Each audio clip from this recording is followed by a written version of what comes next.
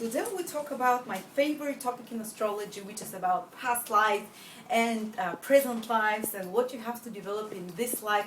Or if you do not believe in past lives, then you can take it what you come with naturally talented with in this life, what you're born naturally talented, or what you develop naturally in your early age, probably in the first 20 to 30 years in your life, versus what you have to develop later in life.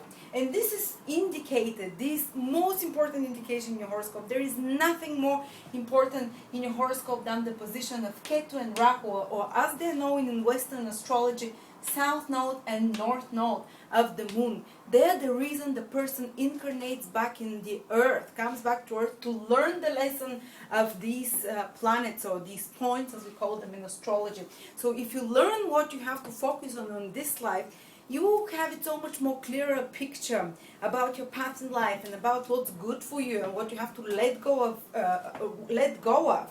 And usually Ketu, or the South Node, will indicate what we were really good in past life with, what we focus in past life, where we feel confident. So usually the place where Ketu is placed in our horoscope will show us where we have more natural talent or skill, or where we feel more confident in or we're just better in the first part of life. And Rahu will show us what we have to develop in this life, what we haven't focused in past lives, if you don't believe in past lives, in the early part of your life, and what you will develop later on in life, usually in the second part of life after 35, 40 onwards.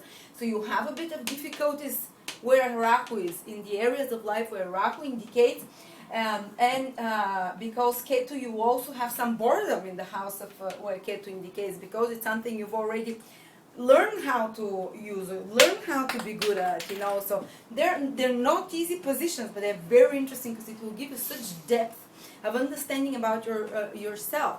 And what I want you to go is, I want you to go to my website astrological.com, go to my birth chart calculator, and I want you to, if you know your time of birth, enter it correctly, then you'll be able to see the house positions of Ketu and Rahu, or the South Node and the North Node.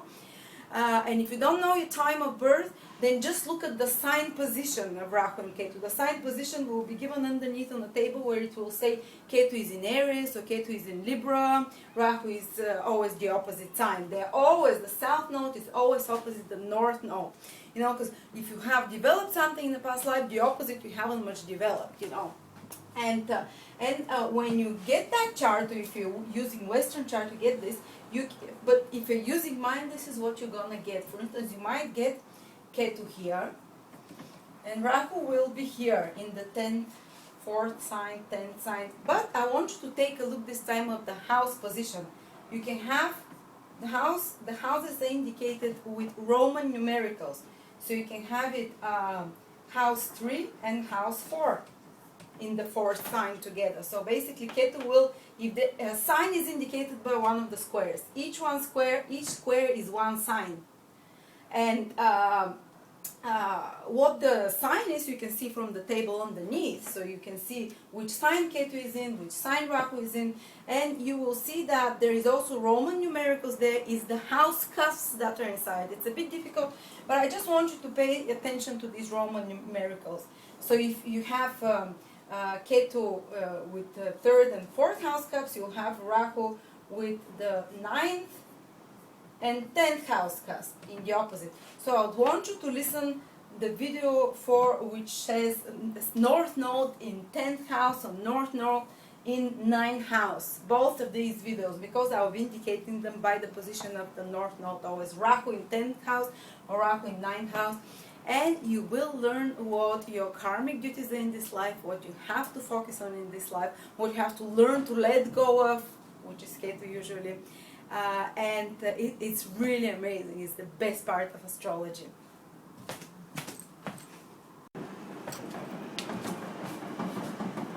When Rahu is in Capricorn, then Ketu will always be in Cancer.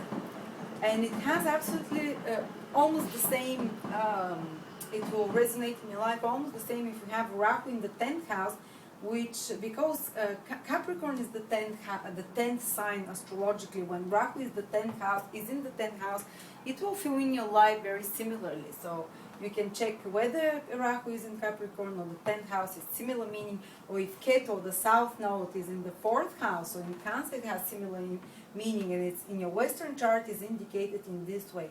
4th house is here, 10th house is here, south node is in the 4th, north node of the moon is in the 10th. In Vedic astrology, and I find it easier, that's why I use the Vedic names Rahu and Ketu, they're short, you know. So in the 10th house, so we start always with Ketu position, which shows what you developed in past lives, what you focused on in past lives.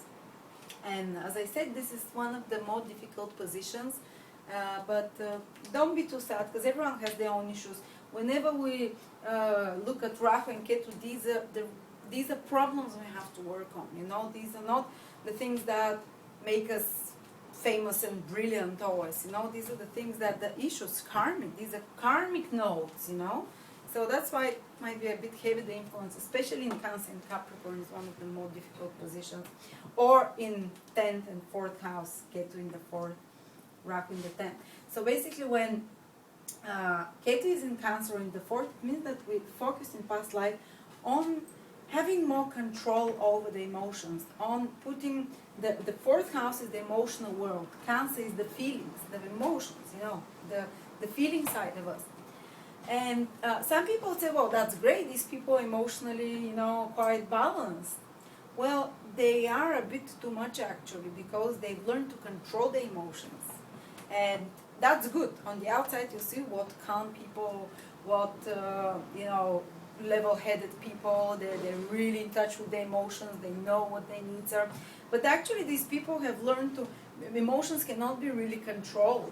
The emotions have to be expressed, but in the correct way. But in past life, it helped them focusing, controlling more the emotional environment around them and their own reactions, showed productive for them. So in this life, it's very likely they will be emotionally controlled, these people with Ketu in the 4th house. Not showing exactly, so they're trying to be emotionally self-sufficient. Cancer is emotional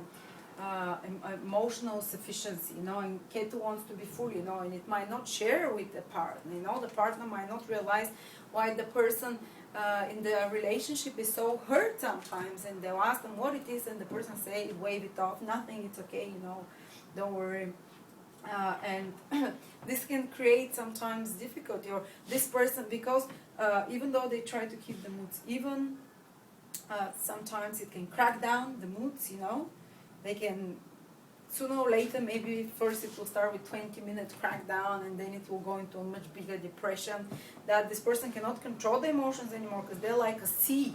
Try and control the sea. Sooner or later it's going to give up for the oceans, you know. And you might go into a really big hole, you know, emotional hole, where it's flooding emotionally, all these things that you were trying to control. And no one can get them out of this funk and this emotional law. Only they themselves can get themselves out. But because they have very good observation of the emotions, their feelings, of the workings of the emotion, they can be quite good with helping others recover from emotional situations, you know. So they can be good as psychologists, for instance, or they can be good as advisors to people, or just like having as a friend. Such a person is great, because when you feel down, he will be able to bring you up, you know. But once they get themselves down, it's a bit harder for them to get out of those emotional situations, you know. And they have to, also in past lives, often they were very much retreated. The 4th house is the home, so they wanted to stay safe. So they try to make everything safe, you know. So, this is the safe at home environment. The 10th house in Capricorn is the world out there, you know. So this is your career, this is your image, this is what the institutions, this is the big corporations, you know, the big bad world out there. And this is your inner private world, inner world, outer world, you know. So basically these people were much more withdrawn in past life into their own interest, into their own, like usually there were people that stayed much more time at home, or maybe they were housewives, and maybe they had their own little kingdom that they were taking care of, and you know, they didn't venture outside, and they always were used to taking care of everyone. So these people, because of their mothering instinct, actually overprotective instinct. They can be quite controlling, you know. You notice people with this position because they fear what the big bad world there, that things can go wrong all the time, you know. These are things they don't have control over. So they fear them, so they try and control the environment around the people they love, you know, around their own life. So it can be a bit, oof. My father has this position, so he always tries and tell me what to do. He tells everyone to tell what to do because he always envisions what will go wrong and it gets bigger in his head. So he tries and make sure that these things don't, you know. And because he worries so much about them, they usually do. And then it goes a crack down, you know. But instead of that, they have to gain security that whatever happens, when it comes at the moment, they'll have the necessary actions. As we said, 10th house in Capricorn, the signs of the actions. They'll have the necessary skills and actions to tackle it, to solve that problem. Whatever the big bad world, scary world out there, or institutions, or whatever is not part of our family and our most intimate world, whatever life throws at us out there, or the faith for that reason, you know, something out there we don't have control over, we have to, instead of trying to regulate every single moment of our life and arranging our life that we protect ourselves of the big bad world and the consequences of the world, you know, whether it's that always closing the window so you don't get sick or whatever it is, you know, it can be from the smallest to the biggest thing. So, on not allowing your children to study art because you think they'll have no realization, so you're trying to control what they have to study and work, or telling your husband to put on the lights more because he'll break his eyes, and you feel, you know, the responsibility. You kind of try and control this environment, you know, but it's instead you have to learn to trust that whatever comes to you, you'll be able to eventually deal with it, you know, at the moment, not eventually. You'll be able to deal with it at the moment. You don't have to protect yourself in advance. You don't have to